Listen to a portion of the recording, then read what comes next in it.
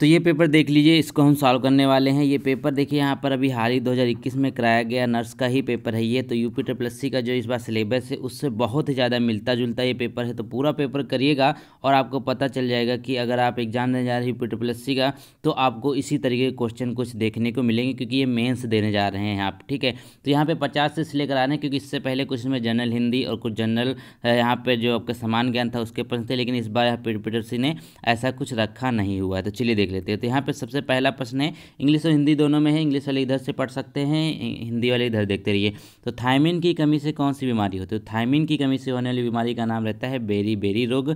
फिर question number कहता है कि 100 दिनों की खांसी कथन किस बीमारी के लिए प्रयोग किया जाता है? अब 100 दिनों की खांसी आती है अप्रॉक्स, तो वो कौन सी बीमारी होती है? वो होती है पर्टूसिस यानी कि काली खांसी। इसमें 100 दिनों की खांसी इसका एक जो है प्रचलित नाम के रूप में जाना जाता है। क्वेश्चन नंबर देखिए अगर यहाँ पे 53 में कहता है कि सूची 1 को सूची 2 से सुमेलित करना है।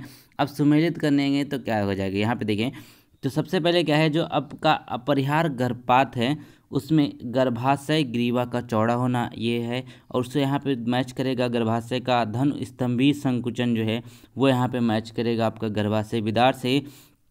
फिर यहाँ आपका एरिथ्रोब्लास्टोसिस फैटिलस जो है वो यहाँ मैच करेगा आपका रक्त लय रोग से, और ऑक्सीटोसिन जो है वो रक्त स्राव पर नियंत्रण से ये करेगा। तो पहला इसका राइट आंसर हो जाएगा। आप लोग कमेंट में बताइए जरूर पेपर का लेवल कैसा लगा, कितना आपने किया है।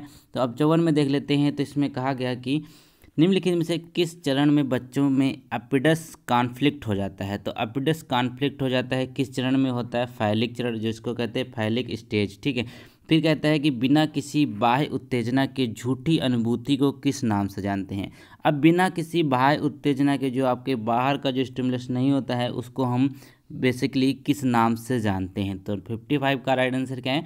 वो हो जाएगा यहाँ पर सी यानी कि हैलुसिनेशन इसका राइट आंसर है। क्वेश्चन नंबर 56 देखिए, कहता है कि अपगार स्कोर में निम्न में से कौन सा पैरामीटर सम्मिलित नहीं किया जाता है? अब जो आपका अखबार स्कोर होता है, ठीक है, अगर आपने इसको थोड़ा डीप में पढ़ा है तो आपको पता चल रहा होगा ये स्कोर क्या होता है। तो इसमें क्या नहीं किया जाता, इसमें जो रक्तचाप यानी कि जो का ब्लड प्रेशर है उसको मापा नहीं जाता है। क्वेश्चन नंबर अगला देख लेते हैं। अब 57 में भी यहाँ पे मिलान करने के लिए आ रहा है। तो कहता है कि आपको सूची 1 सूची 2 से मिलान करना है। अब आप पर्याप्त प्रकाश है और ये किससे मैच करेगा वो जल्दी से हम आपको दिखा देते हैं। वो यहाँ पे मैच करेगा खनिक निस्टेगेमस से। ठीक है, खनिज यानी कि जो का माइनस निस्टेगेमस है इससे मैच करेगा। फिर क्या हो जाएगा, अत्यधिक ऊंची ध्वनि पे क्या कहते हैं एकाग्रता में कमी व चिड़चिड़ापन हो जाता है। और अत्यधिक जब कंपन होता है ये किस रोग का लक्षण है? वो होता है यहाँ पे रेनार्ड रोग का। और उच्च दबाव पानी के अंदर कहता है कैसन रोग हो जाता है। तो बी इसका राइट आंसर है। क्वेश्चन नंबर 58 देख लेते हैं। तो कहता है कि बच्चों की वृद्धि व विकास के संदर्भ में निम्नलिखित में से कौन सा कथन सही है? अब वृद्धि व विकास सिफेलोकार्डल दिशा में चलती है। फिर कहता है कि वृद्धि व विकास प्रॉक्सिमोडिस्टल दिशा में चलती है। अब दो यहाँ पे आपको पॉइंट हमने बताए, अब इसका राइट आंसर क्या होगा वो देख लेते हैं। तो वो हो जाएगा यहाँ पर ए व दो दोनों इसमें सही हो जाएंगे। ठीक है, क्वेश्चन नंबर 59 देख लेते हैं। तो कहता है कि गर्भ का चिकित्सीय समापन अधिनियम, आपका जो MTP अधिनियम है जिसको कहा जाता है medical termination of pregnancy act, ये कब लॉन्च हुआ था, कब पारित हुआ था? तो ये हुआ था 1971 में। 1971 में इस एक्ट को लॉन्च किया गया था। बहुत इंपॉर्टेंट, स्टार लगा के याद करेंगे।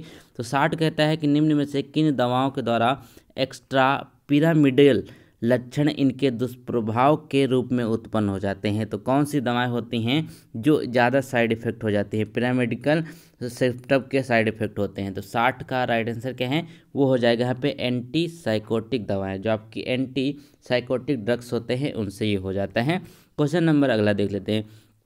61 में कहता है कि निम्नलिखित में से कौन सा रक्त स्राव रोधी विटामिन है? अब रक्त स्राव रोधी विटामिन का मतलब क्या है? एंटी होमोजेनिक विटामिन कौन सा होता है? तो 61 का राइट आंसर क्या है? हो जाएगा विटामिन के। याद रखें विटामिन के होता है क्योंकि यहाँ पे ये ब्लड का थक्का जमाता है, तो आपने पढ़ा ही होगा नॉर्मली। फिर कहता है RT-PCR का अर्थ क्या है? अभी देखिए कोविड के टाइम में RT-PCR जाँच बहुत चली, तो बेसिकली इसका मतलब क्या होता है RT-PCR का? तो RT-PCR का मतलब होता है reverse transcriptase polymerase chain reaction, ये इसका फुल फॉर्म होता है। इसको याद रखें। किस में यूज़ किया जाता है? ये टेस्ट में यूज़ किया जाता है, किसके, कोरोना के। चलिए क्वेश्चन नंबर 63 देख लेते हैं। अब बोलता है यहाँ पे बुद्धि का स्तर, अब इसमें कितना विकास, क्या क्या कितना आईक्यू होना चाहिए किस इंसान का, वो देख लेते हैं। तो 63 में अगर आप ध्यान से देखेंगे तो यहाँ पे कहता है कि जो इडियट है उसका यहाँ पे आईक्यू कितना होता है। इडियट का आईक्यू होता है 0 से लेकर के 24 तक का। और यहाँ पे फिर कहता है कि यहाँ पे आपका इम्बेसाइल जो बंदे होते हैं उनका क्या होता है, उनका 25 से 49 में होता है। और जो मोरोन होते हैं उनका क्या होता है, मोरोन का होता है 50 से 69 के बीच में। सामान्य लोगों का कितना होता है, वो होता है 90 से 109। यानी कि अगर आप सामान्य हैं तो आपका इस आईक्यू जो होगा वो 109 के आसपास होगा, या मतलब 90 और 109 के बीच में होगा। चलिए क्वेश्चन नंबर 64 कहता है कि गर्भाशय के किस भाग को लिविंग लाइगेचर के नाम से जानते हैं। अब लिविंग लाइगेचर के नाम से जानते हैं तो क्या हो जाएगा इसका राइट आंसर, वो यहाँ पे हम जल्दी से देख लेते हैं। तो एक बार फिर से अगर आप पढ़ सकते हैं तो पढ़ लीजिए, क्योंकि यहाँ पे देखिए इंपॉर्टेंट है सारे के सारे। तो कहता है मायोमेट्रियम के बीच का स्तर, इसका ये राइट आंसर है। क्वेश्चन नंबर 65 कहता है कि एक रक्तस्राव विकार जो कारक 8 व 9 की कमी के कारण होता है उसे किस नाम से जानते हैं। तो कारक 8 व 9 की कमी से होता है, उसको हम किस नाम से जानते हैं, उसको जानते हैं यहाँ पर हीमोफीलिया से, हीमोफीलिया, इसको देख लीजिएगा।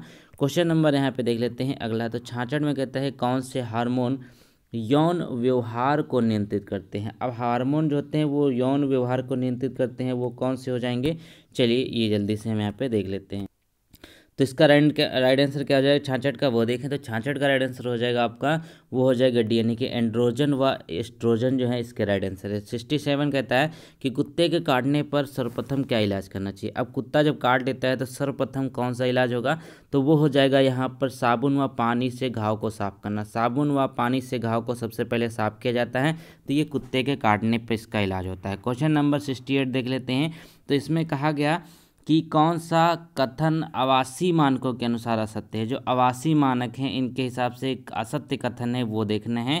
तो वो यहाँ पे देखिए पहला जो है वो सही हो जाएगा, दूसरा सही, तीसरा सही है, लेकिन चौथा जो है यहाँ पे वो गलत है, क्योंकि प्रत्येक कमरे में 6 फीट ऊंचाई की 2 दरवाजे होने चाहिए, ऐसा नहीं होता है। फिर अगला कहता है कि यहाँ पर वेंट्रिकल संकुचन के दौरान प्रत्येक वेंट्रिकल द्वारा पंप किए गए रक्त की मात्रा को किस नाम से जाना जाता है। अब वेंट्रिकल ठीक है कंट्रक्शन, यहाँ पे जो ब्लड जब प्यूरिफाई होता है हमारे हार्ट में, उस प्रोसेस को यहाँ पे कहते हैं। तो 69 का उसको कहते हैं स्ट्रोक वॉल्यूम, स्ट्रोक वॉल्यूम कहा जाता है। क्वेश्चन नंबर अगर 70 देख लेते हैं तो कहा गया इसमें ये कुछ यहाँ पे देखिए ऐसी चीज़ें दी हुई हैं जो यहाँ पे सामान्य ज्ञान से हैं, तो ये आप लोग पढ़ लीजिएगा, हो सकता है पूछ ले। तो 70 में कहता है कि आग से गंभीर रूप से जले एक मरीज को प्रथम 24 घंटे में कितना द्रव देना होता है। देखिए ये तो बहुत ही इंपॉर्टेंट है, तो आप लोगों के सिलेबस से रिलेटेड है और डेली लाइफ से भी रिलेटेड है। तो पार्कलैंड का जो सूत्र है वो क्या कहता है। तो 70 का आंसर क्या हो जाए 4 मिलीलीटर इंटू कुल जला हुआ क्षेत्र प्रतिशत में इंटू मरीज का वजन किलोग्राम। तो ये एक यहाँ पे फार्मूला होता है, इस हिसाब से उसको लिक्विड दिया जाता है। क्वेश्चन नंबर अगला देख लेते हैं। 71 में कहता है कि सभी जनसंख्या विस्फोट के प्रभाव हैं। तो सभी जनसंख्या विस्फोट के प्रभाव हैं, इनमें से एक नहीं है, वो आपको बताना है। तो वो हो जाएगा यहाँ पर क्या हो जाएगा, वो हो जाएगा धर्म। ठीक है, तो धर्म को छोड़ करके बाकी जो है प्रतिभा क्या इफेक्ट करती है।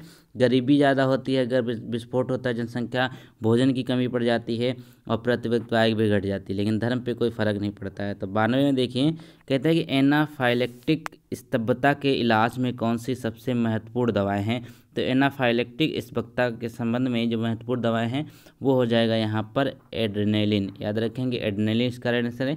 73 कहता है कि बड़े पैमाने पर जल को स्वच्छ बनाने की विधि में कौन सा चरण नहीं होता है। अब जल को स्वच्छ बनाने की विधि में जो चरण नहीं होता है स्क्रीनिंग। स्क्रीनिंग क्या होता है, ये जल प्यूरिफिकेशन में आपका यूज नहीं होता है, जो वाटर प्यूरिफिकेशन होता है।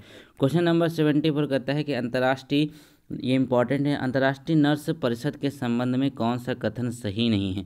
अब कौन सा कथन सही नहीं, उससे पहले जानते हैं सही क्या है। तो यह सभी के लिए नर्सिंग देखभाल की गुणवत्ता सुनिश्चित करता है, सही है। यह नर्सिंग ज्ञान के प्रगति में सहायक होता है, ठीक है। वह सुयोग्य व संयुक्त नर्सिंग कार्यबल बनाना सुनिश्चित करता है, ये भी ठीक है, लेकिन यहाँ पे ये सही नहीं है, ठीक है, याद रखेंगे। डी ऑप्शन इसका गलत है। क्वेश्चन नंबर अगला कहता है कि जब एक औरत एक ही समय में एक से ज़्यादा पति के साथ संबंध रखती है तो उसको किस नाम से जाना जाता है। तो 75 का राइट आंसर क्या होगा, ये आपने पढ़ा ही होगा, पॉलीएंड्री कहते हैं इसको, पॉलीएंड्री कहते हैं, जिसके एक से अधिक यहाँ पे जो होते हैं हस्बैंड होते हैं। क्वेश्चन नंबर 76 कि ह्यूमरस के मिड सेप्ट के टूटने पर निम्नलिखित में से किस तंत्रिका को चोट लगने की संभावना सबसे ज़्यादा होती है। तो 76 में देखें वो हो जाएगा यहाँ पर रेडिकल तंत्रिका, जो आपकी रेडिकल तंत्रिका होती हैं उसमें सबसे ज़्यादा संभावना होती है चोट लगने की।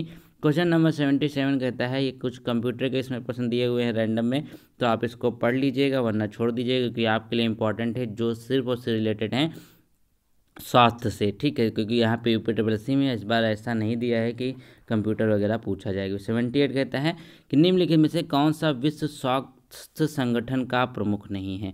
ठीक है, प्रमुख नहीं है, जो आपका विश्व जो WHO है इसका मेन एक यहाँ पे अंग कौन सा नहीं है वो देखें। तो 78 का राइट आंसर क्या है, वो हो जाएगा शासी बोर्ड, जो आपका गवर्निंग बॉडी है, जो गवर्निंग बॉडी है वो इसका नहीं है, बाकी जो पहली दूसरी और चौथी है ये बहुत ही इंपॉर्टेंट है।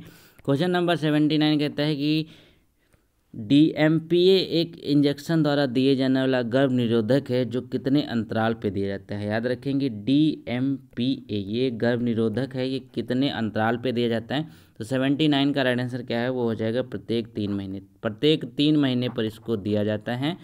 क्वेश्चन नंबर अगला देख लेते, कहता है कि डिलीटेड ईमेल कहाँ बता दो। डिलीटेड ईमेल्स जो हैं वो कहाँ, ट्रैश में हो जाती हैं। चलिए 81 में कहता है कि अनुभव या अभ्यास के कारण व्यवहार में कोई भी अपेक्षाकृत स्थायी परिवर्तन क्या कहलाता है। अब अनुभव या अभ्यास के कारण अगर व्यवहार में कोई परिवर्तन हो रहा है तो उसको हम क्या कहेंगे।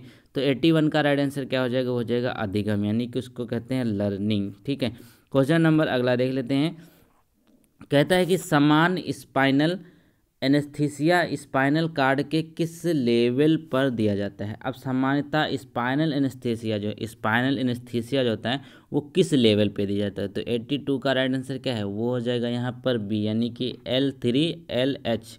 ठीक है, L3L4 में इसको दिया जाता है। तो कहते हैं RH फैक्टर के बेमेल होने से क्या होता है। तो RH फैक्टर आपने पढ़ा होगा जो ब्लड में होता है, तो उसको अगर बेमेल हो जाता है उसमें क्या होता है। तो 83 का राइट आंसर क्या है, वो होता है यहाँ पे एरिथ्रोब्लास्टोसिस फिटेलिस, ये याद रखेंगे, ये हो जाता है। फिलहाल ये पहले बच्चे को, तो जब पहला बच्चा पैदा हो तो उसके लिए ये प्रॉब्लम हो जाती है। ठीक है, अब तो ऐसा नहीं है, अब मेडिकल ट्रीटमेंट भी इसके उपलब्ध है। क्वेश्चन नंबर यहाँ पे 84 कहता है कि मुंह से दुर्गंध के संदर्भ में निम्न सभी कथन सही हैं सिवाय। अब यहाँ पे मुंह की दुर्गंध से संबंधित कौन से कथन यहाँ पे सही नहीं है वो आपको ढूंढना है। तो 84 का यहाँ पे राइट आंसर क्या हो जाएगा, वो हो जाएगा आपका कार्बनिक यौगिक पैदा करने वाले जीवाणु, ये सही है ठीक है, बाकी सही है, मतलब ये एक गलत है। ठीक है, इस तरीके का क्वेश्चन पूछा गया है। 85 कहता है यह दुर्घटनाग्रस्त व्यक्ति के पैर के घाव में लगातार खून बह रहा है तो सर्वप्रथम क्या करेंगे। अभी देखिए, पैर में अगर लगातार खून बह रहा है तो आपकी सबसे पहले जो प्रायोरिटी होगी वो क्या होगी। तो 85 का राइट आंसर क्या होगा, जिस जगह से खून बह रहा है वह उस जगह पे साफ विसंक्रमित पट्टी से सीधा दबाव बनाते हुए पट्टी बांधेंगे।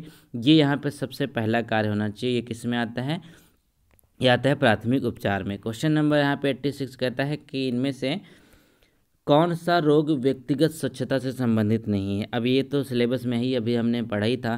तो 86 में क्या हो जाएगा, वो आपका हो जाएगा हुकूअर बीमारी। जो हुकूअर बीमारी है वो इससे रिलेटेड नहीं है, बाकी स्कर्वी, सूखा रोग और जो अधकपाड़ी होता है यानी कि जो माइग्रेन होता है, ये तीनों क्या है, ये व्यक्तिगत सुरक्षा अगर आप नहीं रखेंगे, स्वच्छता नहीं रखेंगे तो ये आपको हो सकती हैं। फिर यहाँ पे देखें, अब 87 में कहता है कि यदि निषेचित डिंब समान गर्भाशय गुहा के बाहर प्रत्यारोपित व विकसित होता है तो उससे क्या कहते हैं। इंग्लिश वाले इधर से पढ़ लीजिएगा।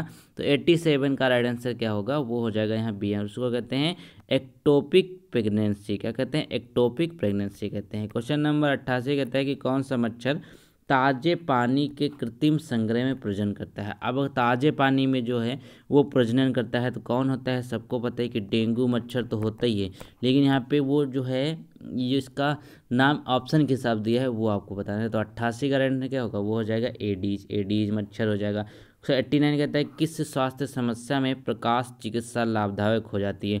तो प्रकाश चिकित्सा लाभदायक हो, जो आपकी फोटोथेरेपी है वह किस में यूजफुल होती है। तो 89 का राइट आंसर क्या है, वो हो जाएगा सी, यानी कि नवजात पीलिया जो होती है, जो न्यूनेटल जो जॉइंडिस होती है उसमें यूजफुल होती है प्रकाश चिकित्सा यानी कि फोटोथेरेपी। क्वेश्चन नंबर 90 देख लेते हैं। तो कहता है कि पित्त का निर्माण शरीर के किस अंग द्वारा किया जाता है? तो सभी को पता है पित्ताशय के द्वारा किया जाता है, यानी कि जो आपका गॉल ब्लैडर होता है। हम 91 में देख लेते हैं। तो 91 में आप ध्यान से देखिए, तो इसमें आपको दिया हुआ सूची 1 को सूची 2 से मिलाना है। तो इसमें क्या हो जाएगा, वो हो जाएगा यहाँ पे देखिए 91 का बी हो जाएगा। तो यहाँ पे क्या हो जाएगा, पहला डो से मिलेगा जो आपका संज्ञानात्मक ज्ञान से है। फिर यहाँ पे देखिए ये प्रभावी शिक्षण दृष्टिकोण से है, साइकोमोटर लर्निंग कौशल से। चलिए क्वेश्चन नंबर यहाँ पे देखिए 92। अब कहता है कि जन्म के समय कम वजन के शिशु को परिभाषित किया जाता है जब वजन कितना होना चाहिए। अब जन्म के समय वजन कितना होना चाहिए कि उसको कहा जाता है कि ये कम वजन का बच्चा पैदा हुआ है। 92 का राइट आंसर क्या हो जाएगा, हो जाएगा 2500 ग्राम, यानी कि 2500 ग्राम से अगर कम बच्चा होता है तो उसको यहाँ पर समान नहीं माना जाता है। क्वेश्चन नंबर अगर 93 की बात कर लेते हैं गाइज, तो 93 में बोला गया है कि ऑक्सीजन की वह मात्रा जो पानी में उपलब्ध कार्बनिक पदार्थों का सूक्ष्म जीवाणुओं द्वारा अपघटन के लिए आवश्यक है, उसे क्या कहते हैं। अब देखिए इसको क्या कहते हैं, बायोलॉजिकल ऑक्सीजन डिमांड कहते हैं कि नहीं कहते हैं, बिल्कुल कहते हैं। तो 20 का राइट आंसर हो जाएगा। क्वेश्चन नंबर यहाँ पे 94 कहता है कि मैकवेन साइन किस बीमारी में पाया जाता है। अब ये मैकवेन साइन है वो किस बीमारी में पाया जाता है। तो 94 का राइट आंसर क्या हो जाएगा, वो हो जाएगा हाइड्रोसेफलस। हाइड्रोसेफलस में पाया जाता है मैकवेन साइंस। क्वेश्चन नंबर यहाँ पे देखिए 95 कहता है कि समानता नाक के कैनुला द्वारा ऑक्सीजन देने का जो रेट है वो क्या होनी चाहिए। तो नाक के कैनुला द्वारा जो ऑक्सीजन देते हैं हम अंदर बॉडी में, उसकी बेसिकली रेट कितनी होती है। तो 95 का राइट आंसर क्या हो जाएगा, 1 से 4 लीटर प्रति मिनट। 1 से 4 लीटर प्रति मिनट होता है। क्वेश्चन नंबर 96 कहता है कि इनमें से कौन सा जल जनित रोग नहीं है। अब जो रोग जल से नहीं होता है वो बताना है। तो 96 का बहुत ही आसान है, तो इस कारण से क्या हो जाएगा, वो हो जाएगा पहला, खसरा जो है वो जल से नहीं होता है। फिर कहता है 97 में कि प्रसवोत्तर अवधि प्रसव के कितने सप्ताह बाद तक होती है। तो 97 का राइट आंसर क्या है, वो आपका हो जाएगा यहाँ पर 6 सप्ताह। 6 सप्ताह के बाद क्या होता है आपकी, the post partum period extend for how many weeks after delivery. तो ये 6 सप्ताह होता है। यूनिसेफ का वैश्विक मुख्यालय कहाँ है, बहुत ही आसान है। तो यूनिसेफ का मुख्यालय कहाँ है, वो होता है न्यूयॉर्क में। 20 का राइट आंसर है। फिर 99 कहता है कि क्लोरोफ्लोरोकार्बन जो CFC है उसका प्रयोग सबसे ज़्यादा कहाँ पे किया जाता है। सभी को पता है फ्रिज में किया जाता है, जो शीतक होते हैं यानी कि जो कूलेंट होते हैं। क्वेश्चन नंबर 100 कहता है कि अच्छे अभिलेखन और प्रतिवेदन के लक्षण क्या है। तो 100 का राइट आंसर क्या है, वो हो जाएगा यहाँ पर शुद्धता। शुद्धता इसका राइट आंसर हो जाएगा, बिल्कुल हो जाएगा। चलिए क्वेश्चन नंबर अगला देख लेते हैं।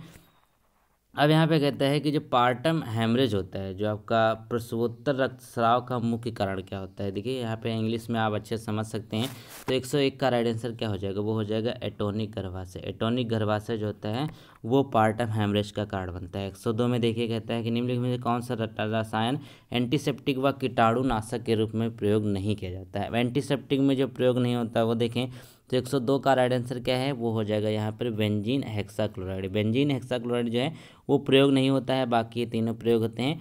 क्वेश्चन नंबर यहाँ पर अगला देख लेते हैं। 103 कहता है कि माँ के स्तन के बाद निकलने वाला दूध हाइड दूध ज़्यादा पाया जाता है। तो माँ के स्तन से बाद में निकलने वाला दूध जो है वो किस में ज़्यादा पाया जाता है।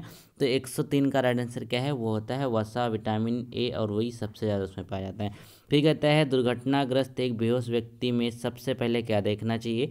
तो दुर्घटनाग्रस्त जो बेहोश व्यक्ति है वो सबसे पहले हम क्या देखेंगे, उसमें देखेंगे कि श्वास नली जो है साफ होना या पेटेंट होना, यानी कि पेटेंसी ऑफ एयरवे, उसकी सांसें चल रही हैं कि नहीं चल रही, ये सबसे पहले चेक करना है। फिर यहाँ पे 105 में कहता है निम्नलिखित में से कौन सा जगह बाल अपराधियों से संबंधित। अब बाल अपराधियों से संबंधित क्या है, शेल्टर होम होते हैं। फिर कहता है 106 में कि सूची 1 को सूची 2 से मिलान करना है। अब सूची 1 देख लेते हैं, यहाँ पे सूची 2 देख लेते हैं। चलिए 106 में देखें क्या हो जाएगा। तो यहाँ पे सबसे पहले क्या, लाल बैग दस्ताने से संबंधित होता है। फिर बी का क्या, पट्टी से संबंधित पीला बैग, और नीला सफ़ेद पंचर प्रूफ बैग जो होता है वो यहाँ पे सुइयों से संबंधित होता है, और काला बैग जो स्टेन से संबंधित होता है। डी इसका राइट आंसर है। क्वेश्चन नंबर अगला देख लेते हैं। तो कहता है एक कटे हुए तालु के बच्चे को स्तनपान कराने के लिए कौन सी स्थिति सबसे ज़्यादा अच्छी होती है। जो तालु जिसके बच्चों के कट जाते हैं उसकी यहाँ पे बात हो रही है। तो 107 का आंसर क्या हो जाएगा, उसके अपराइट, जो अपराइट पोजीशन होती है स्तनपान के लिए, ब्रेस्ट फीडिंग के लिए, वो सबसे बेस्ट होती है। आलीगुरिया का मतलब क्या होता है, जो आलीगुरिया मीन्स उसका मतलब क्या है, 108 का राइट आंसर हो जाएगा। वो 24 घंटे में 400 मिलीलीटर से कम मूत्र होना। इस प्रोसेस को यहाँ पे जो एक तरीके से इसका मतलब होता है, ये होता है कि 24 घंटे में 400 मिलीलीटर से भी कम मूत्र होना ही इसको कहा जाता है। फिर 109 कहता है कि मल से प्रदूषित जल का सबसे महत्वपूर्ण सूचक कौन सा है। तो मल से प्रदूषित जल का सबसे महत्वपूर्ण सूचक कौन है? 109 का राइट आंसर क्या हो जाएगा, वो यहाँ पे देख लीजिए। यहाँ पे एक तो सेलोमिना टाइफाइड कोली होता है, फिर यहाँ पे ये, ठीक है। तो चारों के चारों क्या होते हैं, ये होते हैं इसके सूचक, ठीक है। अब सबसे महत्वपूर्ण कौन सा है ये डिसाइड कर पाना इस क्वेश्चन में थोड़ा सा मुश्किल है इस पेपर में, क्योंकि यहाँ पे देखिए ये आयोग ने क्या माना था, ये सारे के सारे सही माने थे। चलिए क्वेश्चन नंबर 110 देख लेते हैं। कहता है कि जो first time treatment of mania होता है, जो उन्माद रोग है, उसमें सबसे पहले उपचार क्या होता है। तो 110 का राइट आंसर क्या है, वो हो जाएगा यहाँ पर लिथियम के द्वारा प्रयोग किया जाता है सबसे पहले। 111 कहते हैं कि किस तरह का पेल्विस सबसे ज़्यादा पाया जाता है तथा प्रसव के लिए आदर्श होता है। तो सबसे ज़्यादा जो पेल्विस पाया जाता है वह किस तरीके का होता है, तो वह होता है यहाँ पे गायनेकाइड का जो एक यहाँ पे फॉर्म है, जो यहाँ पे पेल्विस है, वो यहाँ सबसे ज़्यादा पाया जाता है ह्यूमन में, और सबसे आदर्श होता है, सबसे आइडल होता है प्रसव का है, प्रेगनेंसी टाइम के लिए। फिर कहते हैं यहाँ पे स्वास्थ्य निगरानी के क्षेत्र में EHR का क्या मतलब है। 112 में देखिए तो इसका राइट आंसर क्या है, वो हो जाएगा electronic health record. Question number यहाँ पे 113 कहते हैं कि मरते हुए व्यक्ति के 5 चरण का सही क्रम दिखाइए। अब कोई यहाँ पे व्यक्ति अगर मर रहा है तो उसका सबसे पहले चरण क्या होता है, 5 चरण होते हैं जो उसका व्यवहार या फिर उसका जो हाव भाव वो चेंज हो जाते हैं। तो 113 में क्या होगा, सबसे पहले वह इनकार करेगा, फिर क्रोध, सौदा, अवसाद और स्वीकार, ये सारे के यहाँ 5 जो चरण बताए गए हैं। क्वेश्चन नंबर 114 कहता है कि भारत में संस्तुत अधिकतम शोर स्तर क्या है, मतलब जहाँ पे बोलता है कि मैक्सिमम नॉइस लेवल क्या है, यानी कि जो आपकी ध्वनि है वो क्या है। तो 114 का राइट आंसर वो हो जाएगा 85 डेसिबल। मिले जुले कुछ प्रश्न हैं जो लग सकता है कि हमारे सिलेबस में नहीं है, लेकिन नहीं हो सकता है पूछ लिए जाए, समान ज्ञान तो अब हर जगह आता है। तो पहली बार गर्भवती हुई महिला में प्रसव का प्रथम चरण लगभग कितने अवधि का होता है। तो 115 का राइट आंसर क्या हो जाएगा, 12 घंटे का होता है, 12 घंटे का होता है। टूटे हुए हड्डी को जोड़ने के लिए सबसे महत्वपूर्ण कदम सा कौन होता है। तो टूटे हुए हड्डी को जोड़ने के लिए सबसे महत्वपूर्ण कदम होता है 116 का राइट आंसर वो होता है निश्चलीकरण करना, जो कहते हैं इमोबाइलाइजेशन होता है, ठीक है।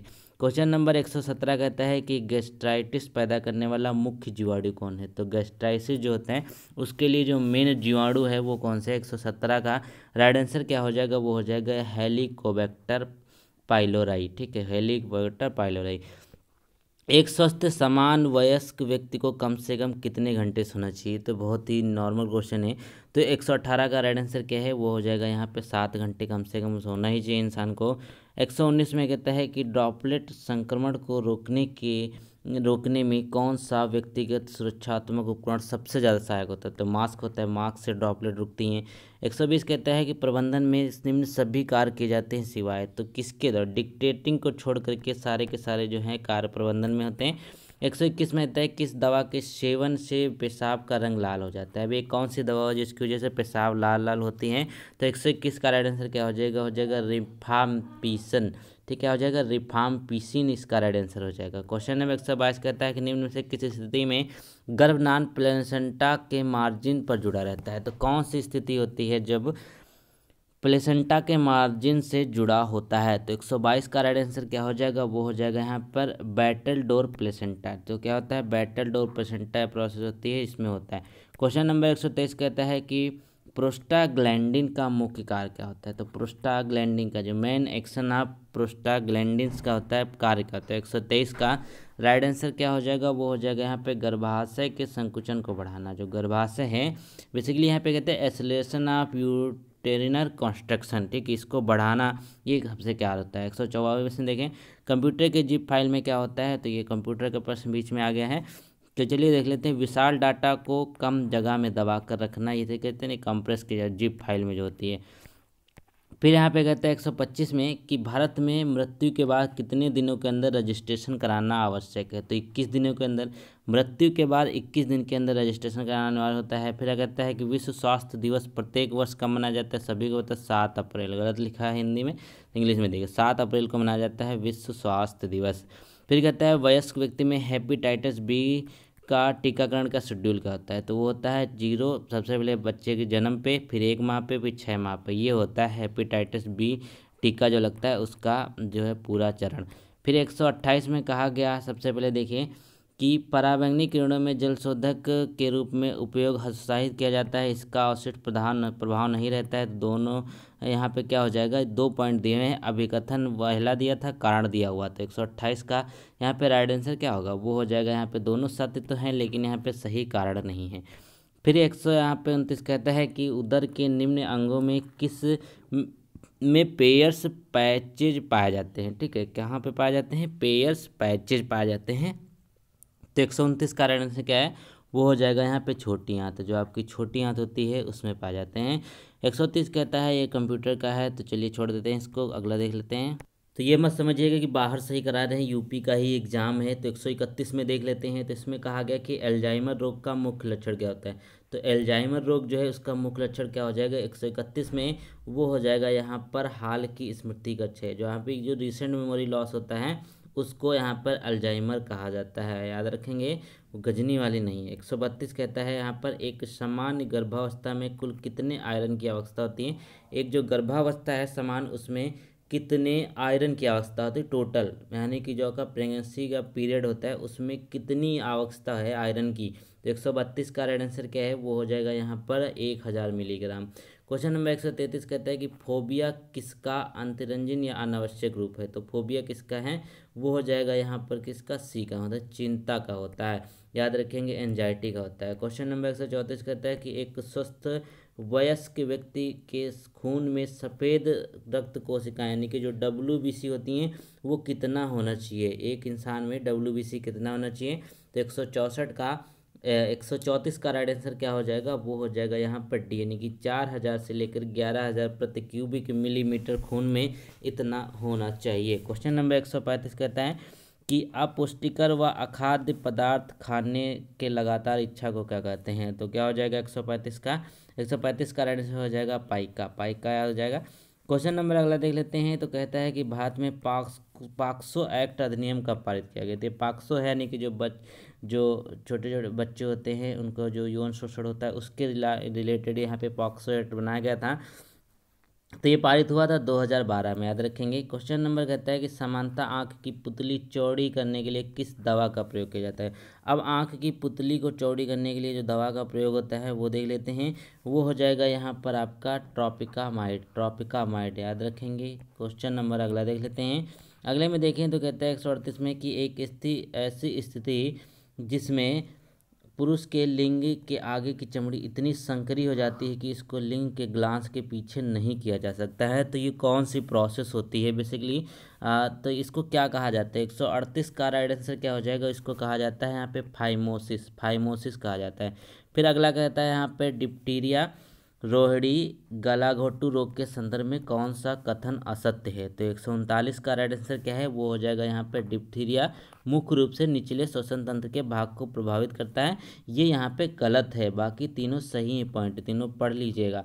फिर 140 में कहता है कि नीचे दिए गए टीकों में कौन सा टीका गर्मी के प्रति सबसे ज़्यादा संवेदनशील है। तो गर्मी के प्रति सबसे ज़्यादा संवेदनशील जो सेंसिटिव कौन सा टीका है। तो 140 का राइट आंसर क्या है, वो हो जाएगा यहाँ पे बी, जो पोलियो है वो बहुत ज़्यादा सेंसिटिव होता है गर्मी में। क्वेश्चन नंबर 141 कहता है कि नाखून काटने के संबंध में नीचे दिए सभी कथन सत्य हैं सिवाय एक के। एक यहाँ पे जो गलत है वो हम देख लेते हैं। तो 141 की अगर बात करें तो क्या हो जाएगा, वो हो जाएगा नाखून को कम से कम प्रत्येक 15 दिन पर काटना चाहिए। ऐसा तो बिल्कुल नहीं है, जिस हिसाब से जिसके बढ़ते हैं वैसा काटता है। तो पहला दूसरा तीसरा सही है। तो फिर कहता है यहाँ पे इनमें से कौन सा लिम्फेटिक तंत्र का भाग नहीं है। लिम्फेटिक तंत्र का जो भाग नहीं है वो क्या हो जाएगा, वो हो जाएगा अग्न्याशय, पैंक्रियाज नहीं है, बाकी थाइमस, टॉन्सिल, स्प्लीहा, ये सारे के सारे क्या हैं, ये लिम्फेटिक तंत्र के भाग होते हैं। फिर 143 में देखिए कहता है शहरी समाज के लक्षण सिवाय। तो शहरी समाज के लक्षण क्या हैं, एक को छोड़ करके, वो है कृषि उन्मुख होना। ठीक है, कृषि उन्मुख होना, ये शहरी के नहीं बल्कि क्या होते हैं, ये यहाँ पे आपके ग्रामीण क्षेत्र की होती हैं। क्वेश्चन नंबर अगला देख लेते हैं। कहा गया कि किस बीमारी में मरीज की टट्टी चावल के पानी की तरह होती है। ठीक है, मतलब यह है कि जो मरीज की टट्टी होती है वो पानी की तरह हो जाती है। तो कौन सी बीमारी? तो 144 में हो जाएगा यहाँ पर हैजा। हैजा बीमारी में ऐसा होता है। फिर कहता है कि शरीर के दुर्गंध को नियंत्रित करने के लिए निम्न में से कौन सा कथन सत्य नहीं है? तो 145 का राइट आंसर हो जाएगा यहाँ पे माहवारी के समय स्नान से बचना, ये कथन सत्य नहीं है। बाकी यहाँ पे ये सारे के सारे सत्य हैं। फिर 146 कहता है कि ऑप्थेल्मिया नियोनेटोरम, ठीक है, ऑप्थेलिया नियोनेटोरम का सबसे मुख्य कारण कौन सा है? तो 146 में देखें तो वो हो जाएगा यहाँ पे क्लेमाइडिया ट्रैकोमैटिस, याद रखेंगे क्लेमाइडिया ट्रैकोमैटिस। क्वेश्चन नंबर अगला कहता है कि डाययूरेटिक दवाएं सामान्यतः किस समय दिया जाना चाहिए? तो डाययूरेटिक दवाएं जो होती हैं किस समय दी जाती हैं? वो दी जाती हैं यहाँ पर सुबह में, याद रखेंगे। चलिए क्वेश्चन नंबर 148 कहता है कथन 1 दिया हुआ है और यहाँ पे नीचे रीजन दिया हुआ है। तो विकासशील देशों में अपरिपक्व शिशु की देखभाल में केएमसी एक महत्वपूर्ण विधि है। यह विधि अपरिपक्व शिशु के शारीरिक तापमान को नियंत्रित करने में, शारीरिक वृद्धि में एवं संक्रमण दर को कम करने के लिए सहायक होती है। तो 148 का राइट आंसर क्या हो जाएगा? यहाँ पे दोनों, यानी कि पहला जो है वो सही भी है, दूसरा भी सही है और इसका सही स्पष्टीकरण भी दिया हुआ है। तो 149 में कहता है कि बंद जगह में बहुत ज़्यादा डर लगता है, तो इसको किस नाम से जानते हैं? जो बच्चे बहुत डरते हैं उनको क्या कहते हैं? तो वो कहते हैं यहाँ पर क्लास्ट्रोफोबिया, यानी कि जो बंद जगहों से डरते हैं। फिर गैस ग्रैंगिन का मुख्य कारण कौन सा होता है? तो गैस ग्रैंगिन का जो मुख्य कारण है 150 में हो जाएगा, क्या हो जाएगा? क्लास्ट्रीडियम प्रेफरेंस, ठीक है, क्लास्ट्रीडियम प्रेफरेंस इसका राइट आंसर है। क्वेश्चन नंबर 151 कहता है कि किस प्रकार के गर्भपात में गर्भाशय का मुख बंद रहता है, गर्भाशय कोई भी ऊतक बाहर निकला नहीं होता है? तो इसमें क्या कहते हैं? 151 में इस प्रोसेस को कहते हैं संभावित या फिर तर्जित गर्भपात, जो कि थ्रेटेंड अबॉर्शन इसको कहलाता है।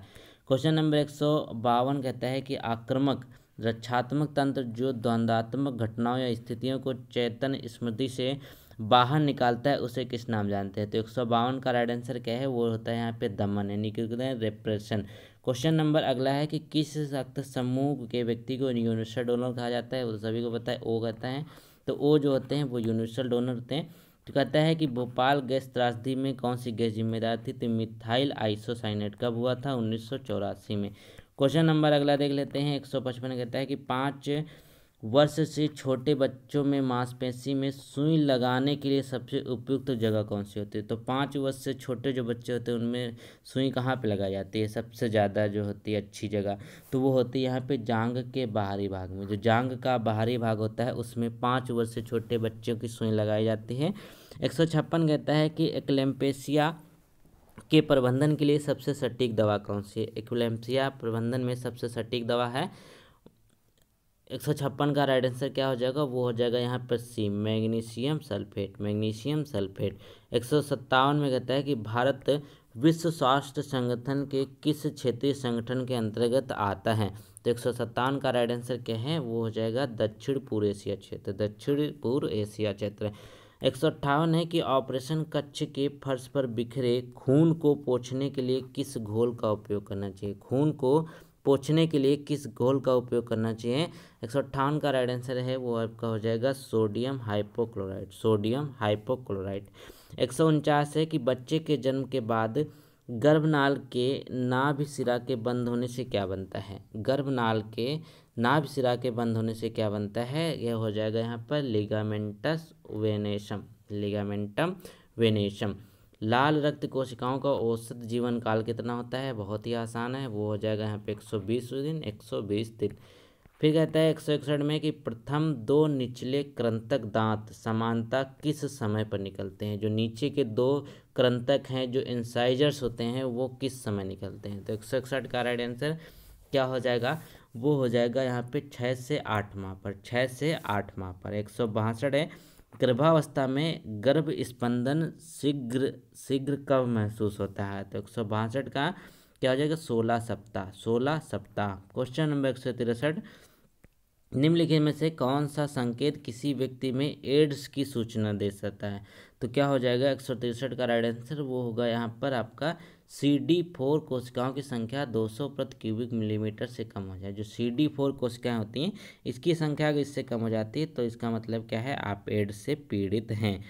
164 है कि मनुष्य के भौतिक, सामाजिक व सांस्कृतिक इतिहास अध्ययन को किस नाम से जानते हैं? 164 का राइट आंसर हो जाएगा समाजशास्त्र, समाजशास्त्र।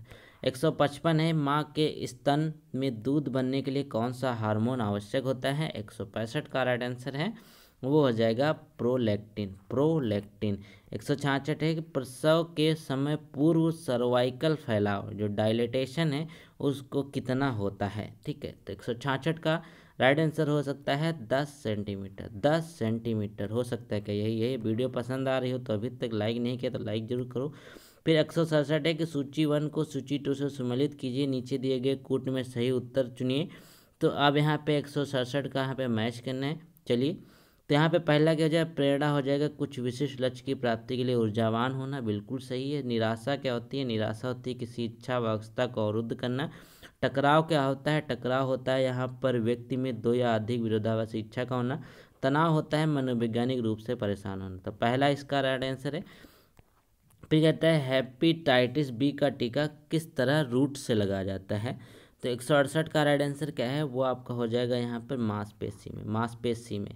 169 है एसिड फास्ट बेसिलाई को देखने के लिए किस अभिरंजन विधि का प्रयोग किया जाता है? 169 का राइट आंसर क्या है, वो होगा जीहल नील्सन, जीहल नील्सन। 170 क्या हो जाएगा यहाँ पर कि 2 से 12 माह के बच्चों में कौन सा श्वास दर निमोनिया का सूचक होता है? 170 का राइट आंसर क्या होगा 50 प्रति मिनट, 50 प्रति मिनट से ज़्यादा। तो गाइस यहाँ पे हमने टोटल जितने भी प्रश्न थे हमने लगभग कितने प्रश्न किए हैं आप लोग बताइए कि 50 से हमने स्टार्ट किया था, 170 हमने किया है यहाँ पर। तो उम्मीद है आपको वीडियो पसंद आई होगी। इसी तरीके के प्रश्न यहाँ पर आपको देखने को मिलेंगे जो आपका एग्जाम होने वाला है UP SSC महिला कार्यकर्ता का। वीडियो कैसा लगा जरूर बताइएगा। टफ था पेपर, नहीं था, आसान था, कैसा था ये जरूर बताइएगा। नेक्स्ट प्रैक्टिस सेट के साथ जरूर मिलेंगे। अभी तो प्रीवियस ईयर का था। Thank you so much.